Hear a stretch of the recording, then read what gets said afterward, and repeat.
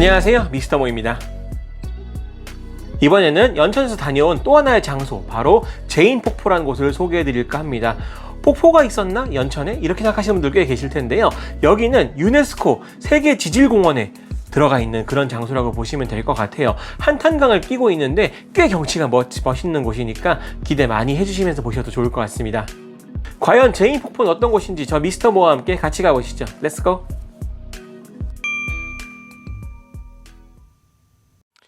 여기는 연천의 제인폭포 주차장입니다. 주차장을 들어올 때 따로 결제를 한 건 아니고요. 지금 오늘이 여기가 이제 일요일이에요. 그리고 일요일 아침 10시쯤입니다. 네이버를 보니까 그 아침 10시부터 들어갈 수 있다고 해가지고 10시에 대충 맞춰서 오기는 했는데 한산하죠? 근데 여기도 이제 만약에 꽉 차게 되면은 저 아래쪽에 주차장이 하나 더 있긴 하더라고요. 근데 거기서부터 걸어오려면은 꽤나 거리가 되는 것 같으니까 주차장 넓이가 이 정도 된다 정도만 알고 오셔도 좋지 싶습니다. 저기 제인폭포 화살표가 보이는데 저쪽으로 이동하면 되지 않을까요?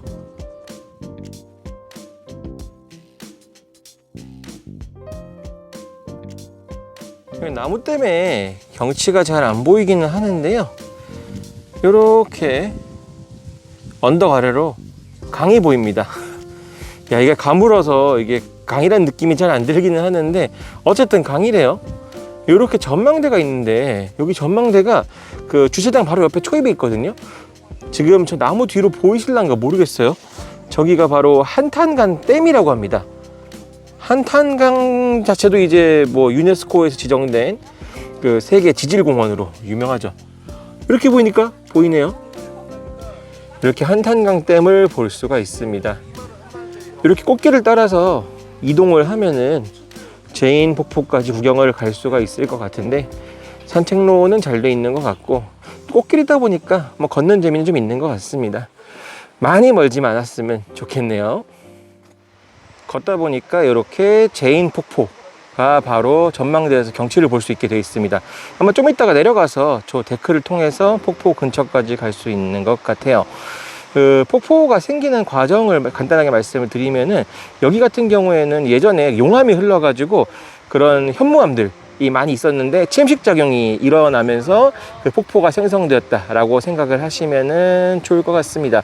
한탄강에 위치하고 있는 유네스코 세계 지질공원 중에 하나인 곳이죠. 좀 이따 한번 내려가 보면 좋을 것 같습니다. 제인폭포까지 가는 길도 지금 보시는 것처럼 꽃밭이에요. 아무래도 이제 여름이다 보니까 좀 좋은 이런 경치를 볼 수 있는 게 아닌가 생각이 듭니다. 그리고 지금 보시다시피 가는 길이 그렇게 험악하고 그러지 않고 다 데크로 되어 있기 때문에 걷기 어려워 하시는 분들도 좀 쉽게 갈 수 있는 그런 코스가 아닌가 생각이 듭니다. 물론 이제 좀 이따가 이제 출렁다리 내려가면은 나중에 올라올 생각을 할 때는 좀 힘들 수도 있겠다라는 생각도 들 수는 있겠지만 그때 가서 생각해 보기로 하고요. 여기는 이제 제인폭포로 넘어갈 수 있는 다리 중에 하나인 출렁다리입니다. 한번 제가 걸어볼까요? 얼마나 출렁거리는지.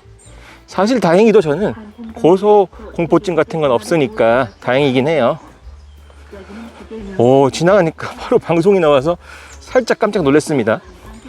저기 보시면은 출렁다리 아래로 바닥을 볼 수 있는 그런 유리잔도 같은 길도 보이긴 하네요. 얼마나 잘 보일지는 모르겠는데, 그리고 지금 영상에 잡힐지 모르겠는데 살짝 다리가 흔들흔들 거리는 게 출렁다리의 역할은 제대로 해주고 있는 것 같긴 합니다. 오, 저도 쫄보라서 그런지 조금 무섭긴 하네요. 그리고 이렇게 다리 위에서 바로 폭포를 직관할 수 있기도 합니다. 이렇게 보면 꽤 가깝죠?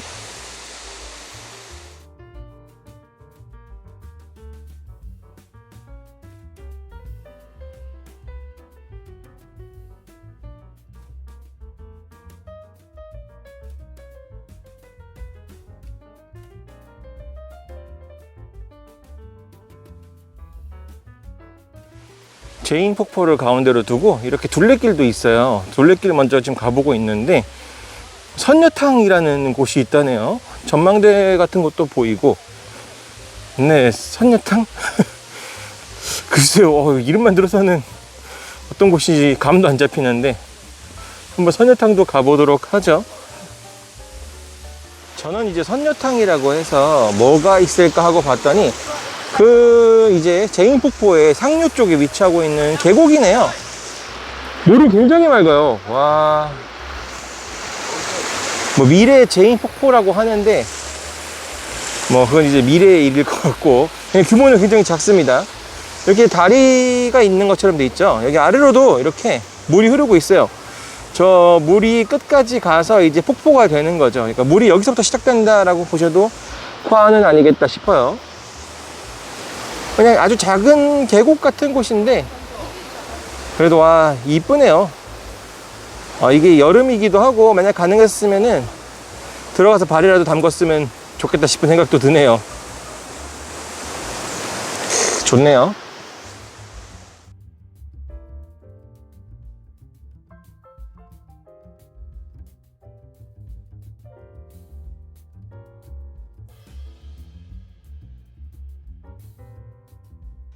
자, 이제 저는 폭포로 내려가 보고 있습니다. 네, 폭포로 내려가 보고 있습니다. 무서워요. 이제 나중에 폭포 보고 다시 올라올 때 이 길을 타고 올라와야 된다는 생각하면은 조금 두렵지만, 그래도 연천에 자주 올 수 있는 건 아니니까 폭포 1열에서 직관을 하고 가야 되지 않겠습니까? 이렇게 길 따라서 가면은 바로 폭포를 볼 수 있을 것 같아요. 여기 폭포가 조금 더 이제 그 가치를 이야기할 수 있는 거는, 저기 보시면 폭포 옆쪽 벽 있죠. 옆쪽 벽이 주상절리처럼 깎여 있는 게 굉장히 특징적입니다. 여기가 이제 유네스코 세계 지질공원으로 이제 인정받을 수 있었던 것도 이런 주상절리를 포함하고 있기 때문이기도 하죠. 그냥 폭포 안 보고 옆에 바위들만 봐도 꽤나 멋있습니다. 지금 보시는 이곳이 바로 제인폭포입니다. 야, 영상에 잘 안 담기긴 한데 규모가 제법 커요. 와, 그리고 주변으로 이렇게 깔려있는 주상절리들 보이시나요? 너무 예쁩니다, 진짜. 그래도 긴 시간 공들여서 와와 볼 만한 곳이 아니었나 생각은 많이 들어요. 그래도 청량감도 있고. 사실은 이 폭포가 원래는 더 웅장하다고 해요. 근데 아쉽게도 이번에 6월 달에 가뭄이 많이 들었잖아요. 그것 때문에 물이 이 정도면 적은 편이라고 합니다. 이게 적은 게 이 정도면은 진짜 가물지 않고 제대로 된 환경에서는 얼마나 더 멋진 모습을 보여줄지 가늠도 안 되네요. 오, 정말 괜찮네요. 이렇게 주변에 이제 주상절리들과 바위들이 많이 있으니까 아무래도 입장할 때 머리를 조심하기 위해서 헬멧을 주는 게 아닌가라는 생각도 많이 들고, 이야, 그냥 폭포멍도 좋네요. 아주 그냥 기가 막힙니다.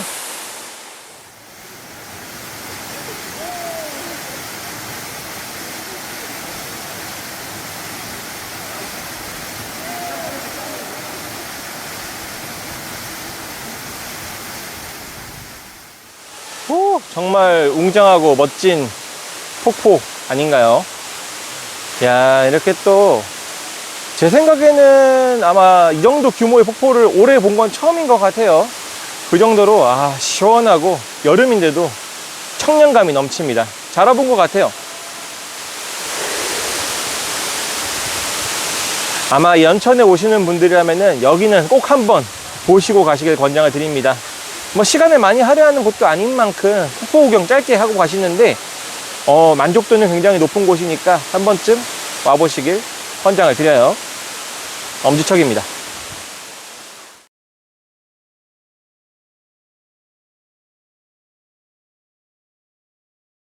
지금까지 제인폭포에 대해서 간단하게 영상에 담아봤습니다. 어떻게 보셨나요? 길게 볼 만한 장소는 아니었던 것 같아요. 제가 봤을 때 딱 가가지고 폭포까지 보고 오는 데까지 걸리는 시간은 약 1시간 정도밖에 되지 않는 짧은 코스라고 보시면 되겠는데요. 대신에 이제 가보게 되면은 굉장히 아름다운 폭포와 그리고 이제 기암괴석 더불어서 주상절리까지 볼 수 있기 때문에 한 장소에서 굉장히 아름다운 경치를 많이 볼 수 있는 굉장히 이색적인 장소가 아니었나 개인적으로 생각을 하고요.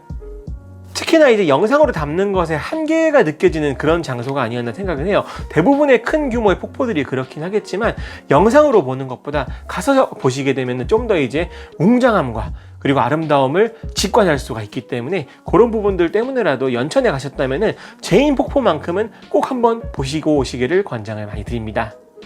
연천에는 오늘 소개해드린 장소들 말고도 여기저기 볼만한 데가 꽤 많은데요. 한 번 더 가가지고 연천에서도 좀 더 많은 구경을 하고 왔으면 좋겠다 싶어요. 제가 사는 안산에선 거리가 좀 멀기 때문에 자주 갈 수 있는 곳은 아니긴 하지만 그래도 연천은 꽤 볼만한 곳들이 많다라는 거 생각 많이 해주시고, 제가 저번에 소개해드렸었던 호루호루 그리고 제인폭포 이런 연천을 대표하는 장소들이니까 한 번씩 꼭 가보시길 권장을 드려요. 지금까지 미스터 모였습니다. 다음 영상에서 좀 더 즐겁고 알찬 영상으로 인사드릴게요. 감사합니다.